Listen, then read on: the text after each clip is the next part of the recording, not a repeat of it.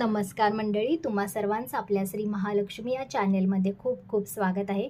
तर उद्या आहे चंपाषष्ठी आणि या दिवशी तुम्हाला कशी पूजा करायची आहे, कोणता नैवेद्य दाखवायचा आहे आणि या पूजेचं महत्त्व काय आहे आणि याचा तुम्हाला काय फायदा होणार आहे, ही पूजा केल्यानंतर तुम्हाला काय लाभ होणार आहे, याची सविस्तर माहिती या व्हिडिओतून मी आज तुम्हाला सांगणार आहे.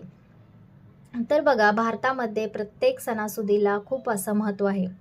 प्रत्येक दिवसाला खूप महत्त्व इथे असतं.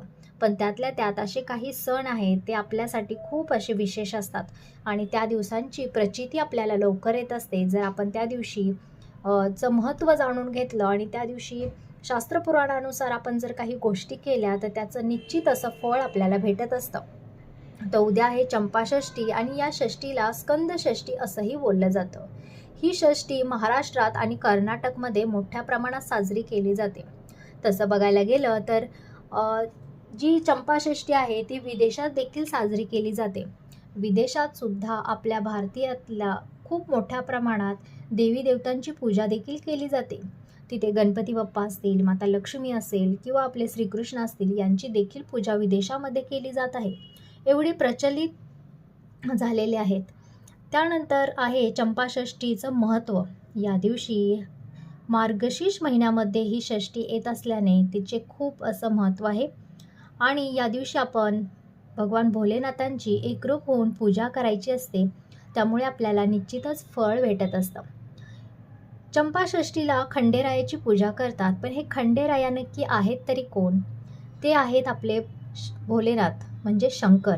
त्यांचाच अवतार आहे खंडेराया. त्यांनाच बोललं जातं मार्तंडे.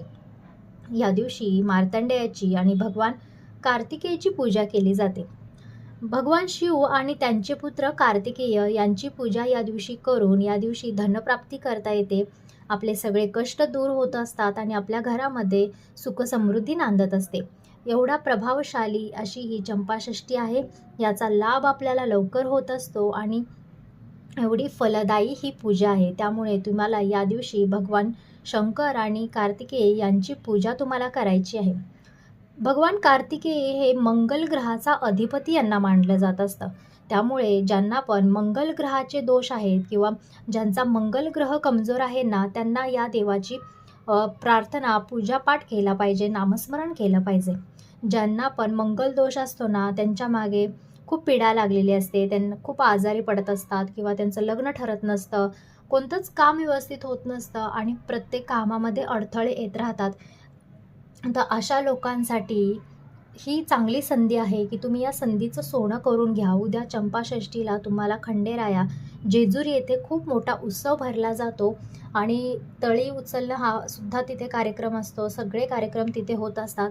त्यामुळे तुम्ही नक्की आवर्जून तिथे जा आणि त्या खंडेरायांचं नक्की दर्शन करा. त्यांच्या पायावरती डोकं नक्की टेकून या. तुमच्या सर्व मनोकामना नक्की पूर्ण होत असतील. तुमच्या मागची इडापिडा जी काही आहे ती सगळी जात असते. असं हा विशेष उद्याचा पर्व आहे आणि याचा लाभ घ्यायला तुम्ही उद्या विसरू नका. तर या पौराणिक कथा 2 सांगितल्या जातात. त्यात पहिली अशी कथा आहे की कार्तिकेय म्हणजेच माता पार्वती आणि भगवान शंकर यांचे पुत्र आणि गणपती बाप्पा यांचे भाऊ हे आपल्या मातापिता आणि गणपती बाप्पांवरती नाराज झाले होते आणि एक दिवस ते कैलास पर्वत सोडून निघून गेले. तर ते गेले मल्लिकापूर ज्योतिर्लिंगाच्या आसपास ते राहू लागले. त्यावेळेस तिथे एक तारकासूर नावाचा एक दैत्य फिरत होता. तर भगवान कार्तिकेय यांनी त्या दैत्याचा वध केला. ती तिथी होती चंपाषष्ठी तिथी. तेव्हा तिथील जी जनता होती किंवा मानवांनी त्यांचा चंपा या फुलांनी वर्षाव करून त्यांचा आभार मानले किंवा स्वागत केलं. त्यामुळे ही चंपाषष्ठी त्यांच्यासाठी सुद्धा महत्त्वाची आहे, त्यांच्यासाठी देखील मानली जात असते. त्यानंतर दुसरी अशी कथा सांगितली जाते की दैत्यांचा वध करण्यासाठी महादेवांनी खंडोबा रूप धारण केलं होतं. एका कथेच्या अनुसार प्राचीन काळी मणी आणि मल्य असे 2 भाऊ होते आणि ते खूप असे दैत्य होते, खूप राक्षस होते.